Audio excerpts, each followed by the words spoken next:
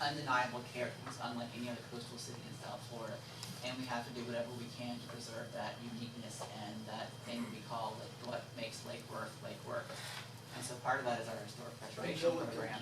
Until it comes down to your house.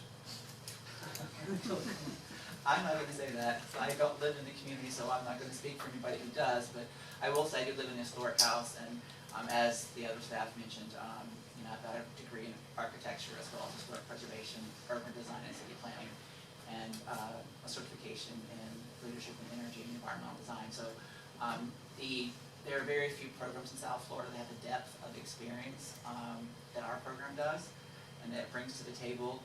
That can be both a hindrance as well as a benefit. We need a balance between the credentials and academic enthusiasm that you all have, and the economic realization of the. And that's what we hope we can talk about tonight is marrying the overall arching goal that I've heard in the community that we need to preserve what's unique by Lake Worth. We don't want to be Monterey Beach. We don't want to have skyscrapers like West Palm. We want Lake Worth to be the best Lake Worth that it can be. What that is a different thing in many people's minds. I think everybody appreciates things different about Lake Worth. But at the end of the day, you all love and really cherish your community, and you want it to be here for you to appreciate, for your children, your family, for visitors, because three of the most important reasons to come visit a place, and there have been a number of economic studies on this, are beach, shopping, and history. Well, we have the beach, we have history, we'll get shopping hopefully eventually, and a place for people to stay when they come to visit. Entertainment and arts. Yes, and we have that too, and we have some great meeting establishments. But having hopefully thought about it for the past month and a half or so, what do you all feel is the intrinsic things that need to be preserved or regarded as being important in the city's historic districts? Because it's going to be interesting to see what your thoughts are, what staff's thoughts are, and what the public is thinking when we meet with them over the next month. Should we go to each? Yeah. Can I? Thank you. You mentioned the aha moment. I think in just driving down Lake Avenue, driving down North Palm Way, South Palm Way, those are aha moments too. And we struggle with the contributing, non-contributing part of your job. We need to recognize that they're part of the neighborhood, and I want to emphasize that as much as one particular building being contributor and non-contributor. While I have a chance to talk, I'm interested in the gerrymandering of Lake and Lucerne. If we're ever going to have a dynamic plan for downtown, it doesn't look like it's going to be consistent because it's gerrymandered. I wasn't going to get into the whole politics of things. But this isn't politics, this is planning. Okay, well, there were reasons why many of the districts have gerrymandered borders. That's politics. Yes. All right, but that's one of my Can the thoughts. borders be adjusted? We could, and one thing that we wanted to bring forward to you after we have our survey done is some districts their borders may adjust some. They might get a little smaller, they might get a little bigger. The classifications of the structures is definitely going to change. Because if you saw, the survey was done in 1991. A lot happened in the 10 years until the first district got designated. And there are some buildings that were so abused in that 10 years, they really shouldn't be contributing. And it presents a very difficult case for staff to review because what we're expected to see there isn't there. Right. And then vice versa, different properties that have been split off, where the contributing property is now on a lot that doesn't appear anywhere in the survey, but the vacant lot is what's contributing, there's no building there. There are other ones that got missed that we feel, and I think you all have appreciated, that would probably be considered architecturally important to the city, and they are not identified as being contributing, and you ask us why, and our only answer is, well, that's how the survey was. That we need to update it because it does have some issues. And can we also distinguish between contributing and historically significant? Because some buildings are more significant than others. If, say, for instance, some that might be on the National Register, for instance. Maybe architecturally significant is what they're talking about, because there's some buildings that are contributing, but there's others that are truly architecturally significant. Kind of like some of the ones that we've seen in the past that are, excellent representations of that particular era. And then also maybe architecturally and historically in the same thing, like maybe something significant in Lake Forest history happened at that property. So then there's a historic reason for significance. You have a number of buildings that are associated with significant pioneers or people that were early settlers of the community. That would be great to know. Their houses aren't necessarily stupendous architecture examples, but they're very important to the city's history. Part of that history, I think, often, and I'm not putting down anyone, but the city's history for Mrs. Jewell also was a history that's only recently been celebrated. I think for a long time, the community didn't really want to recognize it. It really started out as an African-American development and then evolved out of that. I think most of the people here are recognize the importance of history. What they probably want to hear us talk about is roofs and fences and windows and permits.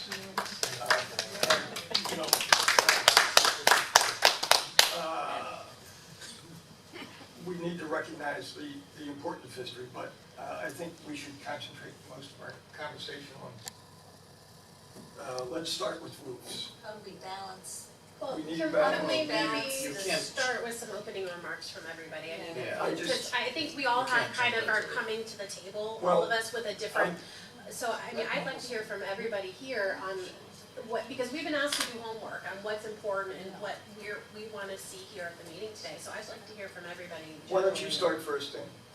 Okay, well, I'm not saying that, I have something to say, but, Well, if you don't, then let's move on, because, Okay, well, I think my favorite planning quote, which is probably not even a real quote, is attributed to Yogi Berra, which is, there's no there. And clearly in Lake Worth, there is a there.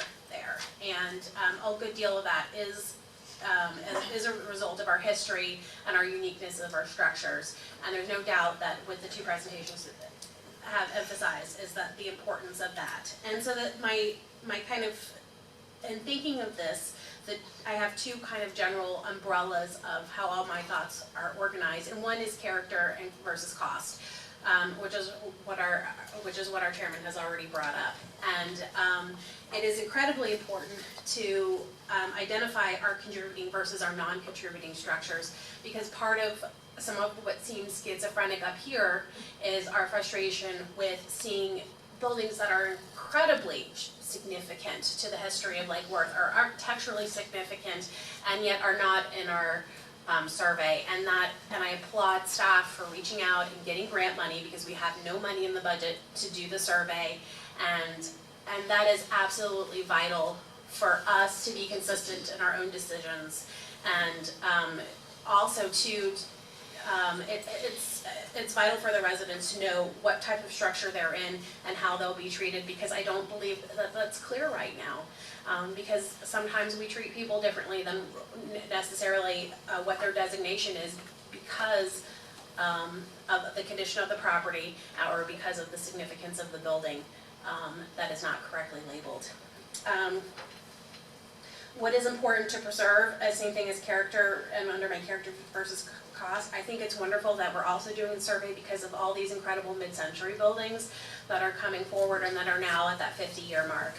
And that we've seen some really amazing properties in the city just since I've been on the board such a short time. And it's really, I had a different view, but before I came onto the board, but seeing all the wonderful structures that were built in that time, I'm definitely in support of preserving and preserving those and seeing those become contributing structures where they were not otherwise. The problem of cost. I think it's wonderful that we've cited some of the really true great examples of historic preservation of Savannah, all those issues, but in my mind, you ask us to search our hearts of what is important to Lake Worth, and what is important to Lake Worth is not only our structures, but our people. And we are a community of artists, and we are a community of middle-class folks who are living in just an incredible environment. And many of us have named Lake Worth, or have talked about Lake Worth in the context of as the Key West of the North. And I think that's really important because when we're looking at historic preservation, you know, we were talking about issues recently with some fencing or some other things. I think we need to look at, the contributing structures that are, especially those that are really architecturally significant, are truly sacred. But I think we need to look at our design guidelines moving forward and figure out where we can allow some self-expression, not as directly associated in the building for even our contributing structures. Whether that's some fencing or some other issues, I think that would be a great way for people to express themselves in a different way and feel they have some autonomy in the decision makings regarding their homes and their self-expression. And I think self-expression is really an important aspect for citizens in this community. Cost, of course, is always an issue. I think staff has done a good job about, especially with roofing, to offer in many instances the alternative of the asphalt shingle. While it isn't certainly glorious, as we would prefer the concrete tile, that is in some examples a reality of the restrictions that we face in being a vibrant community. We're not, in some instances, if you visit the Savannahs and some of the others, or you visit, you know, I used to live in Italy and I used to go to Venice all the time, and the only time Venice is alive is when there's a festival, because it's a dead city, because nobody can afford to live and make their homes and their lives there.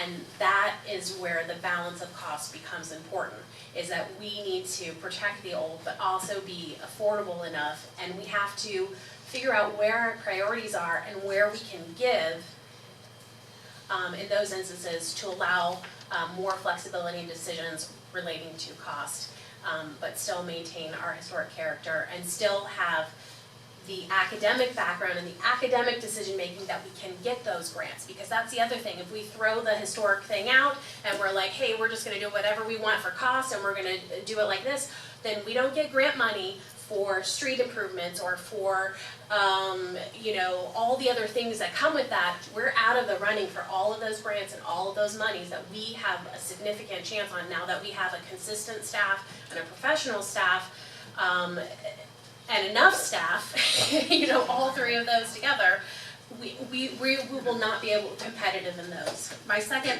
comment, is marketing and communication. I applaud you, William, for what you have done with the zoning code. I was briefly on the planning and zoning board and was looking at that. That was a complete magical effort, if I may say so, of how that actually got approved and updated. That being said, you're absolutely right. It's time to turn the attention to the Historic Resources Board. Our marketing and communication is terrible. We don't sell what's positive about this. About our districts remotely. We don't talk about the fact that on our website, it should be on our website, it should be when we go out community groups. Homes in historic districts appreciate more than homes that aren't in historic districts. Homes in historic districts, you know, their commercial properties appreciate more. So they also decline less in times of downturn. So that is the balance, is yes, you are more restricted in one of the choices you can make, and maybe there's some additional cost and maintenance, but the concept is that there are incredible financial benefits to you as a person, and that needs to be explained. The other thing is also communication about the requirements. I think a lot of this is going to be fixed in design guidelines.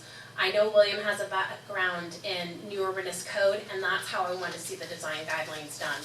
I recently, in thinking about us as the Key West of the North, my thought went to let me see what Key West is doing as far as their design guidelines. And I thought was really interesting there is they have a lot of series of different addressing specific structures. So they said roofs, oh, all of this stuff is gonna be done for roofs. And here's the rules for contributing and here's the rules for non-contributing all laid out. And then they had a back section, which I think they missed an opportunity on, where they had pictures of the architectural styles within the historic districts. In my mind, that should be a one-page take-home item in Lake Worth. You go, you look online, you're in this style of home. There's a one-page, this house looks like my house. Okay, I can see that it looks like my house. On the back, what kind of roof can I have? What kind of windows can I have? How is this gonna do? What are all my expectations when I live in a house that looks like the picture on the front?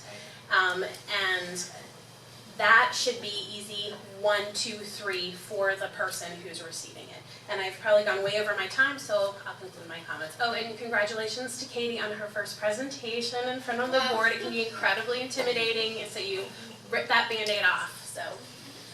Thanks. Darren, do you wanna? Yes. I thought you weren't ready to speak. I'm a wallflower, you know, I can't help it. But there was no time.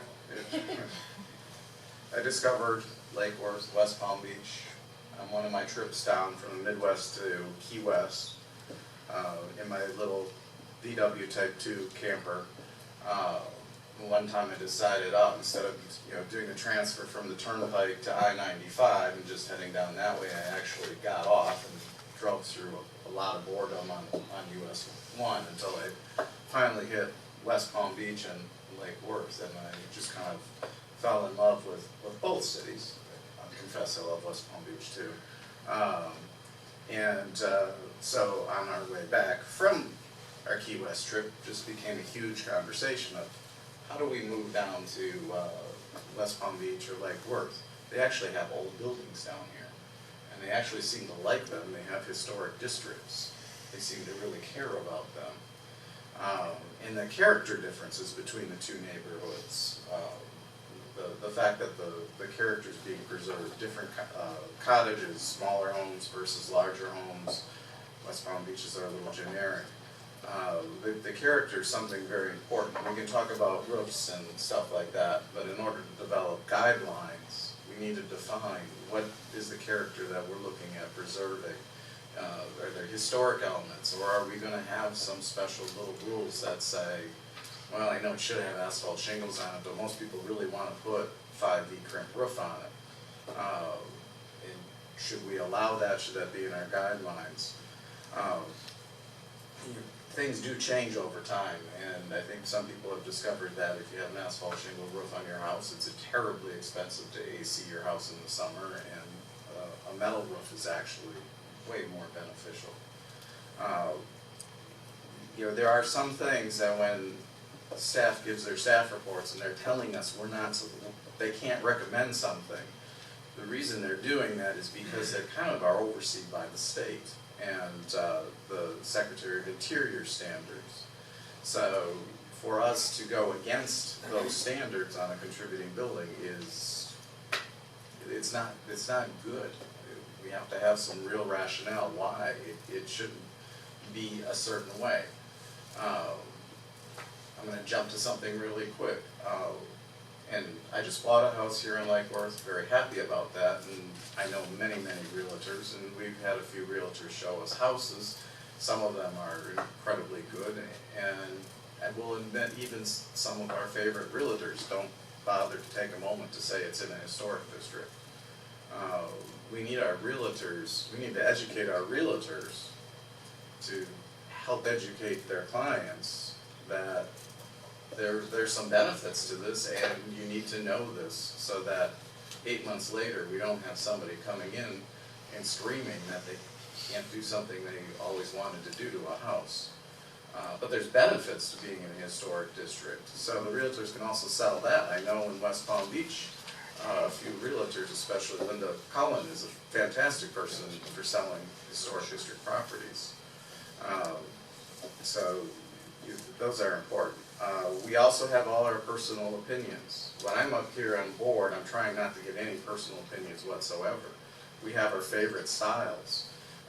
Some people just can't understand why a mid-century modern house is important, even the homeowner sometimes. While some people that are much younger than most of us here on the board, that's actually the coolest style of architecture that could have ever been. And sometimes we need to consider things we don't always like, but they are also the character of the city. I know right now I live in a 1952 mid-century home, and it's actually quite fascinating. Never would have considered it, but my new house isn't. It is actually more what I like. Contributing, non-contributing. I'm not trying to repeat things you've said, but I'm going to repeat this because all of us should discuss it. Non-contributing buildings should not be held to the same standards as contributing. And if our ordinance is saying that, I think there's a very important thing that needs to get changed very quickly. I've always been wondering why people wanted historic districts, and I know it's for very, very many different reasons why they wanted them in West Palm Beach and Lake Worth. And one of my fears is they wanted them because they wanted some form of HOA architectural review. And they didn't care that it was historic. They just wanted to make sure that somebody in the neighborhood couldn't do something they didn't want. Unfortunately, nobody seems to agree what didn't want is. And that's what we battle a lot here on the board as well. So we really need to try to help define that. And when we're breaking down into these things, we have different districts. Different districts are supposed to have different character, and they're supposed to have different things that we should be evaluating. The guidelines might be broken down by district, or they could be citywide. I know College Park tried being different at one point, and to the point where I don't think much of anybody knows where the guidelines went to for College Park. And then eventually we step down into the little things. What are we actually approving in certain things? And I think that's pretty much it for now. Judith? Well, that's a hard act to follow, two of you. I think you pretty much summed up my position on a lot of the issues for me have been, how do we preserve the character of Lake Worth and allow the residents to upgrade the properties? And I think we have to have some sort of guidelines so people can incorporate modern conveniences, modern materials to preserve their homes. There are other things to be taken into consideration, for instance, safety, security, energy efficiency, and like Aaron said, sometimes just putting your own style on your house is kind of important. I get a lot of complaints from people on the street about this group up here, and that we're very restrictive. And I get torn because I know we have our guidelines, but I also know what the citizens want. And I think we have to balance that somehow, come up with a guideline. As far as the survey, well, when I moved to Lake Worth in 2005, there were very few homes for sale. And I told my husband, there's no way I'm gonna live in a 50s house. I grew up in a 50s house. Well, we bought a 50s house because that's all that was available, but it was a wonderful house. It had terrazzo floors, louvered windows, and it was great. And I think they need to be included as contributing to preserve them. But I think we need to have a little more leniency toward the citizens and what type of improvements they can make to their homes, but retain the character of the home. Good. Jimmy? I agree very, very strongly with what Judith just said. When I moved to Lake Worth, I was unaware that I was moving into a historic neighborhood. To me, there was nothing historic about my house that I purchased. I came from upstate New York, where it was a lot more historic neighborhood that I lived in, and yet there was a lot more flexibility in what you could do, and nobody was there to tell you that you couldn't put vinyl windows in your house versus wood windows or aluminum windows or what color they needed to be. And I do feel very strongly that we have a beautiful community. It's part of the reason that I moved to Lake Worth. But I think sometimes we make it very, very difficult for people that are moving in. And it's very challenging to do what we do, and I respect everybody on this board so much. And it's not the popular place to be a lot of the times, because we are very, very torn, and we don't always agree with what each other may think, but I think we stand by one another and respect everybody's opinions. And in walking around, I have an amazing dog, so we like to visit different neighborhoods and walk around, and that's when you truly get to realize the taste of different neighborhoods. And there's so many characteristics that are so beautiful on so many of our houses in Lake Worth, but at the same time, I think we have to be very conscious, if we want our community to continue to build, that we have to be able to have a little bit more flexibility so people can afford to buy homes and afford to fix them up in the way that they need to do it.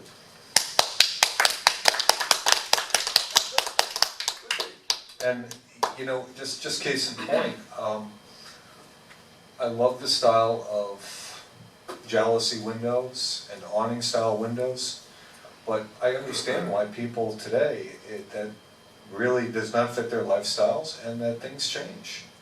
And at some point, if somebody puts an asphalt roof on their house, it can go back to being a tile roof. If the next person buys it and they really see that, you know, wow, I want to take this back to what the house originally was.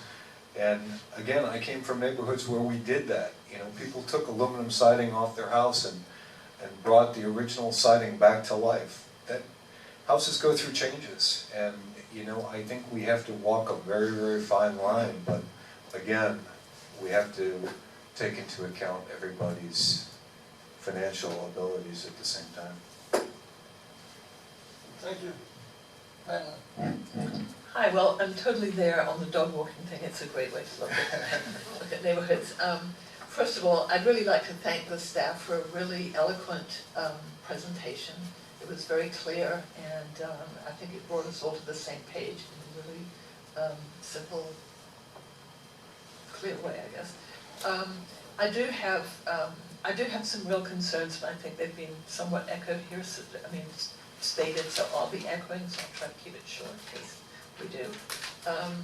I think my first concern is that we seem to, and I've only been here, this is my third meeting in a sense, so maybe only 2 meetings. Good writing.